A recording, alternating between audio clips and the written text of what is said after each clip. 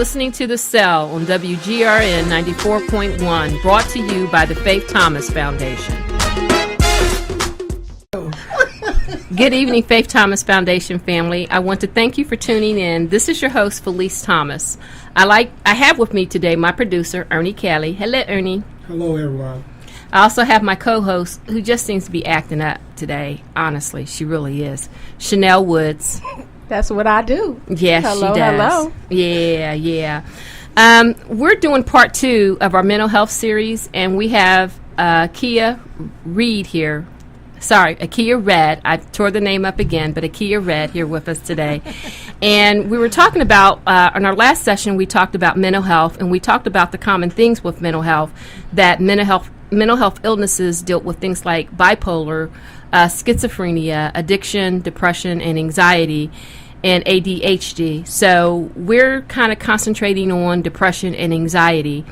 And one of the things that we kind of talked about in our last session was how individuals feel and how everyone kind of suffers from anxiety and depression, and that it's not that it's exclusive to anyone. I mean, anyone can have anxiety, anyone can have depression, anyone can suffer from it. So some of the things that we need to talk about, and that's the reason why we have Achea back here with us today, so that we can continue this conversation. So we do thank you for coming back with us today. Thank you for having me. It's a pleasure. Yeah. So we talked about Real Girls F.A.R.T. And for those listeners who didn't hear it last time, could you please tell us again about the word, how you kind of came up with the name with the F.A.R.T. there, so that those listeners that didn't hear it the last time can hear it this time.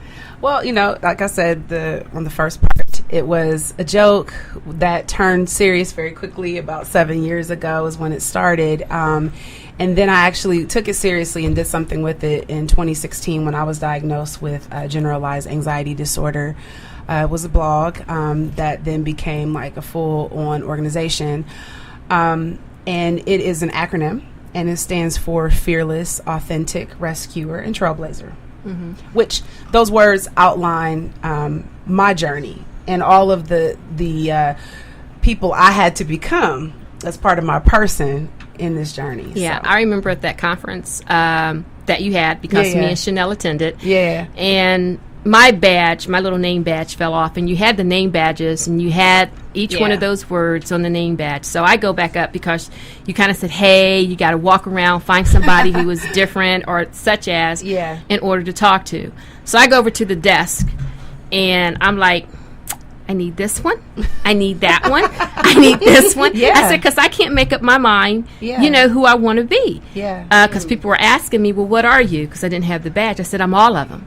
I said, I happen to fall into all of these. Because I do believe every woman, regardless, has a little bit of each one of those in them. Yes. And so I think your organization is great. I think it's great that we're bringing awareness to mental health, because I think in the last session I said I didn't even realize or even relate to that I even had a mental illness. And what I love is, I love your slogan. Your slogan is, be free, be you. Absolutely. What does that mean to you? Wow.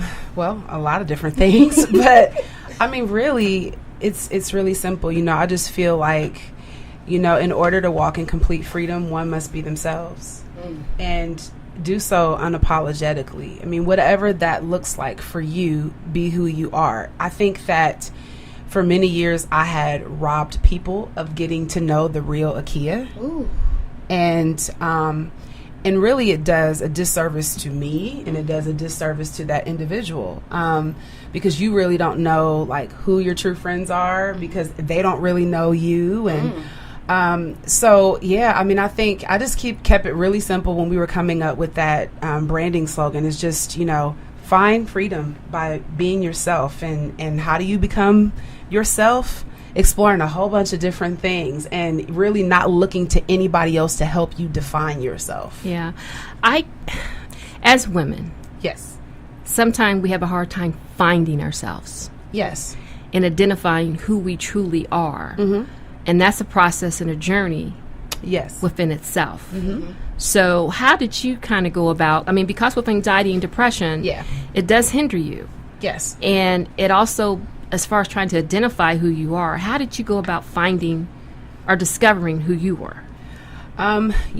It started by me just really, I started at the bare essentials, which was just telling my story, and that was difficult. But I started telling about, what I had gone through as a child, what I'm facing as an adult woman. And I think it just kind of spiraled, it just because all of those things were a part of who I was and just really not showing shame. And I think that led me to just go down this path of just like, man, like, this is who I am, this beautiful ball of, it's a beautiful mess. But as I continue to discover more and more of myself, it becomes beautiful, even more beautiful, because I believe I'm a woman of faith. And I believe that God will give us beauty for our ashes. So I really just gave all of who I was, regardless of how ugly it may have looked to me. And I think that me giving that over to the Lord, I think that really allowed him to work in my life. I mean, that is really the foundation.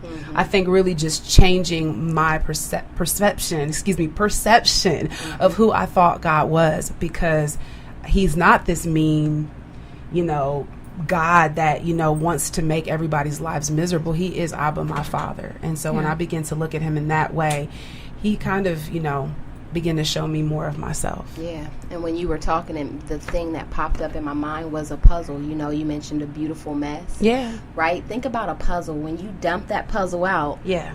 All of those pieces, those are pieces of us, right? The good, the bad, the ugly, whatever, it's us. And if we embrace that, once we start putting the pieces together, then we create this beautiful picture, right? And that's truly are. We are.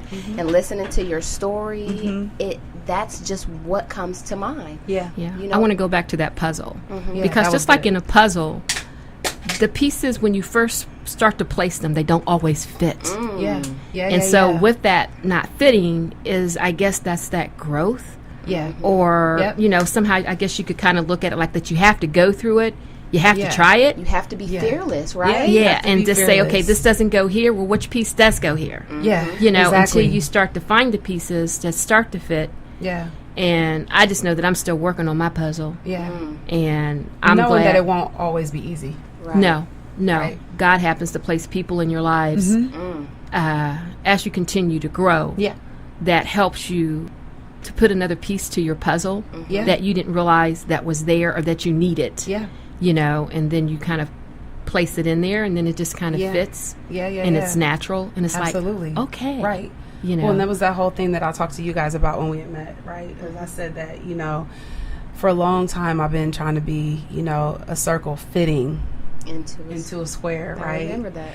And then, I called myself graduating and said, no, I'm a heart that's trying to fit into a square, because that sounded prettier and that sounded better, right? I never thought about it like that. But regardless, right? Like, the point is that we want to belong. And like, to your point, Felice, what you just said about finding that natural placement, that's what belonging is.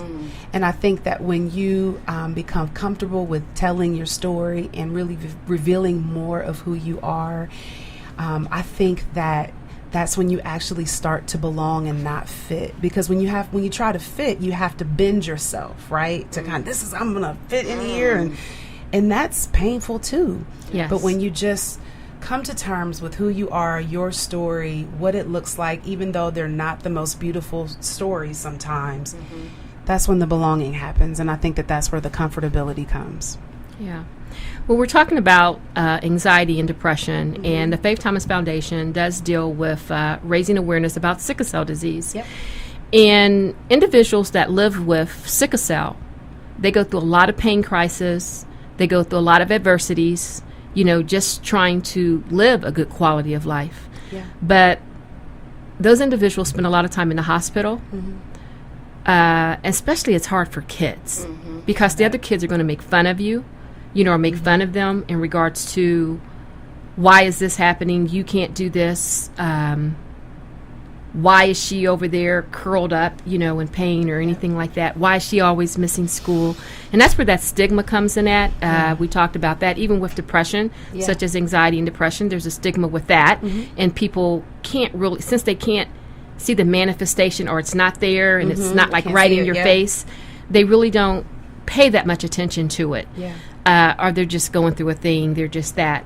And the same thing with individuals that have sickle cell disease is that they don't always see that person in pain. They don't always see that person having a crisis. They don't see the individual because they're in the hospital. And maybe they might be in the hospital for, 6 months out of a year. And sometimes 9 months out of the year. And that person's fighting for their lives because of the fact that, their organs are failing. And of course that causes depression. It causes anxiety. And I really feel, I'm just glad that you're here because for us to talk about that as far as individuals that have sickle cell, as Chanel said, are sickle cell warriors or sickle cell listeners. It has to start with you identifying it, that you are depressed, and then getting help.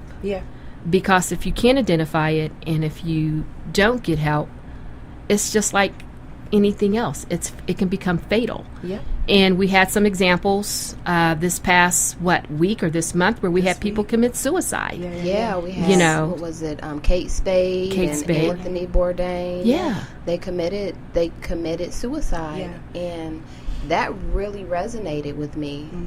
And that's something that I hadn't dealt with in terms of going there mentally since 2011.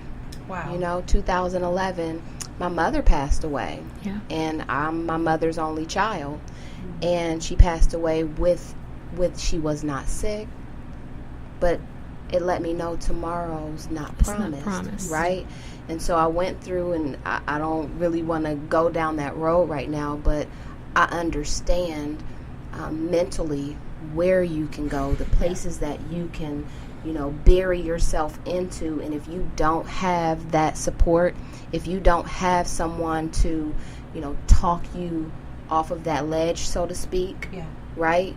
To help you really understand that there is light at the end of the tunnel, then you may take that route. And so the first step is, I feel, talking about it. Talk about how you feel. I agree. Have people around you that you trust. Well, I think that that's what's so important, like with connection, community, right? Having your community. For me, honestly, Real Girls was, I couldn't find my people, so I created my own. That's right. Your Calvary. You know what I'm saying? And you guys you guys were there. You heard me say that over and over again. I liked it. That was the plan, and that's what I want to see out of all of this is just a tribe. Really, it takes a village. It really does. But with the research that I have done on this topic, because when you first met with me, Felice, you and Chanel both, I had no idea really the ins and outs of sickle cell, and you guys made a very, very big impression on me. And so I went and looked some things up, and I found like how closely related sickle cell and mental illness is. I couldn't believe it, just like how closely connected they are. So I think it's worth the conversation. And it has to be had. It does. I feel it has to be had, too. We're getting ready to take an identification break here. This is the Faith Thomas Foundation on the Cell on WGRN 94.1. We thank you for joining us.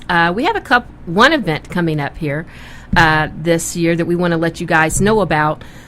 September the 7th, which is on a Friday, so you guys think of it like a happy hour. We happen to have the Red Diamond Gala, so we're hoping that you guys can come out and join us that day. Registration should be going up about the month of July, And that gala is a fundraiser for OSU Medical Center and Nationwide Children's Hospital in order for us to raise funds for their sickle cell programs. Just to let you know, we do sit down with both hospitals and we address what their needs are. And the Faith Thomas Foundation, with the monies that is raised and that we've raised through the year, we discuss how we can address the sickle cell patients' needs. So both of those organizations do take the time to sit down with us to see how the monies is being spent. So once again, Friday, September the 7th, we're hoping that you can come out and join us. It's going to be a real fun event. At Creekside Conference and Event Center. At Creekside Conference and Event Center. And like I said, we got a DJ and everything, coming up after that. And it's going to be a real nice event. Our topic this year is cure or no cure. So that's going to be a very interesting topic because a lot of people, I get phone calls, I get sent articles, I get sent all kind of stuff asking me, there's a cure. There is a cure. They had it on the newspaper. They had it on things. There's a cure. Yeah. So with that being said, then they just stop thinking about sickle cell. Well, there's nothing else to do. So I sit back and I think about everybody, and when I read it, it's like they read the headlines and they stop reading. So, but if you continue to keep reading, you will see that it is not a universal cure. You have to be eligible for the bone marrow transplant in the first place. You have to get approved. You have to go through all these testing. And if you don't meet the criteria to get tested or to get the procedure, guess what? You're not going to have it. Okay, then the flip side of that is the bone marrow transplant going to be successful? Yeah. Is there going to be complications? Yeah. Because even after that, not only for the recipient, but for the receiver, it could be fatal. So it's really kind of crazy that I wish people would just stop reading the the headings or the titles. But I do that when I scan through the news. I kind of look to see which one I'm looking for without really reading Fact check. Yeah, to get the full contents of it. Yeah. So I think it's going to be a very good topic. So once again, we are here with Achea. Yes. Red. Sorry, guys, I did it again. It's okay. It's absolutely fine. It's a very confusing last name, actually. Well, actually, it's not. It's just that I want to call you Reed for some reason. That's okay. Hey, actually, not. I just got set in my head that you are a Reed. I'll respond. No, I'm gonna get it. 1 second. By the time of this show, I think I did somebody else like that too. I wanted to call them something else, and it is Red. Yes. Red with two And D's. I do apologize. I do apologize. Okay, we're talking about mental health and everything here, and this whole radio show, it's real. Yeah, so absolutely. To our listeners, I know y'all forgive me out there, especially if you know me. I know you're going to forgive me. So we love you. Absolutely. Once again, that mental health issue, depression and anxiety, and all forms of illnesses can cause depression and anxiety. What is something that you would suggest for individuals suffering from depression and anxiety? Well, in particular, as I was saying, doing the research, I know that a lot of the sickle cell patients, they go to these hospitals and they get, medication for pain management. But, and that causes a problem in itself, right? We've had that conversation, right? With, being addicted, and especially when they start off as young kids and then when they become adults. We're talking that strong stuff, right? Too. Yeah, I mean, morphine type strong stuff. So it takes a lot, for your body to not receive that anymore. After all those years of being treated with it. What in the world, So for me, I'm not 100% all natural when it comes to different treatment options and things, but I do know that, oils, essential oils, frankincense, lavender, things like that. Me personally, I use, a brand for other types of pain. You know what I mean? So they're very, very good for pain. Rubbing it on that area. I think too that if we can somehow make this topic aware, the awareness piece in the community of the sickle cell patients with exercise, when they're feeling okay, because not necessarily weightlifting. Now, I'm not talking about hardcore cardio, but yoga, stretching. In particular, for me, like with the anxiety, when I got into hot yoga, and this was something that I used to be really afraid of, but growing up in what's hot yoga? Well, it's like you go in a room. Yeah, you go in a room and it's like, what, 90 plus degrees? 100 degrees. Yeah, because I think 90 is warm, right? So it's over 100 degrees. Wow. But, and even if that is too extreme for someone who's in an acute situation, just regular yoga, stretching, meditation, I think that the practice in itself has gotten a bad rap, especially by the religious community, because it's like the whole meditation, what are you talking about, who are you praying to? You know, me, since I have that background, I just like rehearse scriptures in my head. You know, I'm talking to the Lord while I'm in these poses. And I will tell you a quick story real quick.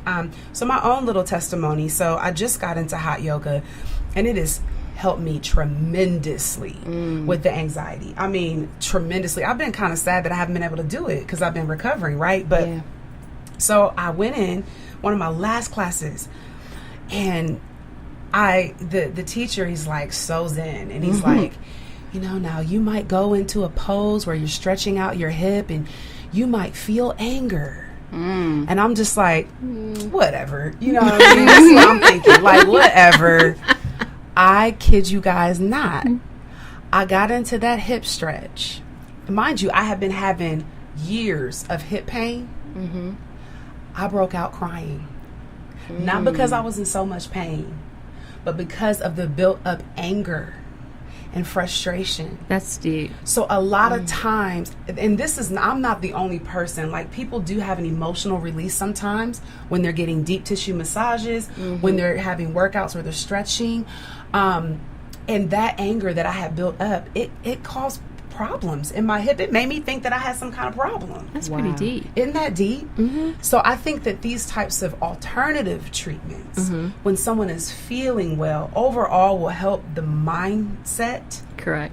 You know, I think that a positive mindset, I think a distraction, like coloring, is very beneficial. Yeah, they got that now where you can color in the books and everything like that. Yeah, that's very beneficial. That was one of the go-tos for me. That was the only thing I could do that would stop my tremoring when I would have them. So, I mean, there are a couple things that, you know, you can really do that don't require putting a narcotic in your body all the time. Sometimes you will need it. Yeah. But there are other things that you can do, and I think we as a society are coming a little bit closer to being able to tell people about those alternative treatments. I know that. I don't, like I said, I think I said in the previous episode, I don't like some of the side effects. Right. To me, it changes who I am. Oh, the mental health medication. The mental health medication. It changes who I am. And I didn't like the person that it was making me because I didn't feel like it was me. Right. And I felt it just was like totally being in some type of slow motion movie, or your brain, not that you were necessarily slow motion, but that's how it felt, and just in order not to have a panic attacks or whatever. And then that's when I kind of decided that I didn't want to take those medications, that I wanted to I started trying to learning my body. Yeah. And I think the alternative methods are something that individuals, especially those with sickle cell, really need to look into, because you have the because you're taking these hardcore narcotics, right, along with another medication that's balancing out, you know, your serotonin levels and various things of that nature. And so then you end up with liver problems. And and so I think that this discussion is much needed. I hope that we can trailblaze. Together we will trailblaze together, and, you know, really talk to the community more about these things. I also want, we talked about a couple of things there, but if you happen to be suffering from anxiety or depression and you're listening to this, and if you're not able to talk to a family friend or a member of your family, please contact your physician and start with your physician to see what it is as far as he can, you know, getting you some help outside of that. Before doing something serious, such as committing suicide, make sure that you call a hotline that deals with, suicide prevention. Or go to Franklin County Children's Services, contact the hospitals, anything, to reach out to an organization that can help you before you make a decision that not you, but your family and them will regret for you later. Yeah. Because you're not only impacting, mental health does not only just impact you, it impacts your mother, your father, your brother, your sister, your aunt, your uncles, your friends, and everyone that you're associated with. Yeah. So seek help. Mm-hmm. And I know that it's hard because it took me about maybe 2 years. Like I said, I went to the doctor, and I don't know how much money my doctor made off of me because I wanted a quick fix, you know, and he just wasn't giving it to me. Mm-hmm. And then I went to therapists, and I'm like, what is he talking about? Mm-hmm. He's not understanding my feelings. Yeah, yeah. He doesn't know what it is that I'm going through. Mm-hmm. But you stay in the darkness for so long. Yeah. So dig through it and seek help. Yeah, I agree. You know what? It takes courage. It takes courage to actually get out there and you know, seek help. But I would just say that you're not alone. Anxiety, depression are very, very common mental illnesses. And you don't have to have sickle cell to have them. I'm one person that, you know, has them. And I made the decision to receive treatment through medication. I don't know how long I'll be on the medicine. I'm asked that question very often. I just know that there's a part of me that never wants to be in that dark place again. Mm-hmm. You know, one thing I do want to mention, I don't know what the views of many of the listeners are, but CBD oil. I was talking to you guys at Whole Foods about that. Yeah. That is something that if you have access to an internet, I would look that up and research that. CBD oil is the good part of the marijuana plant. There is no THC, so you will not hallucinate. You will not get high, so there's no psychoactive part of it in there. And it does relieve pain. Okay. It helps you sleep. It gets rid of anxiety and depression. And you're not feeling hungry all the time. You don't have to worry about all those side effects. I do that too. No munchies, none of that. It's none of those bad things that you get. So there are other things out there. You can get help. How can our listeners reach out to learn more about Real Girls F.A.R.T? So you can go to my website, realgirlsfart.com. I am on Facebook at Real Girls F.A.R.T, Instagram at Real Girls F.A.R.T. So pretty much every social media is pretty consistent. But there will be, if you go to my website, you can sign up for the newsletter and I can reach out to you from there. You can also email me directly. Yeah. And once again, she has an event coming up on July 20th. If you go to her webpage, once again, you'll be able to sign up for these events August 17th. September 21st. So, you know, log into Lessons in Vulnerability. That's her summer series. Summer talk series. Yep. Yeah, so Achea Red. Yeah, you did. Guess what, listeners? Y'all know y'all heard that. I got that right. You got it right. Hey, I knew I would. But with that being said, you know, we really do want to thank you for coming with us today. And we're going to end up having a part 3. It just won't be right now, but, you know, here in the future, we will be doing, because I think it's really important, you know, to talk about the mental health issues of it. And it's important to me because I do suffer from anxiety and depression. Yeah. And I know that there's many other individuals out there that also suffer from anxiety and depression and don't want to talk about it. And that's the platform that she's trying to get. That Real Girls F.A.R.T is trying to, trying to get women to come together, to feel comfortable, to talk about it. Yeah. And it is something that needs to be talked about. And the Faith Thomas Foundation is here to help give life to that particular subject, you know. So thank you for having me. Oh, it's such awesome. A pleasure. Thank you, Ernie. You're welcome. Thanks for coming. You're welcome. Thanks, Chanel. It's an honor and a pleasure, as always. Yes. And so with that being said, this is Felice Thomas. Peace out. Well, that's the end of today's show. I want to thank you for listening to The Cell on WGRN 94.1. You can find us on Facebook or at faiththomasfoundation.org for more information on our upcoming events. Join us every Wednesday night at 7:30 p.m. here on WGRN.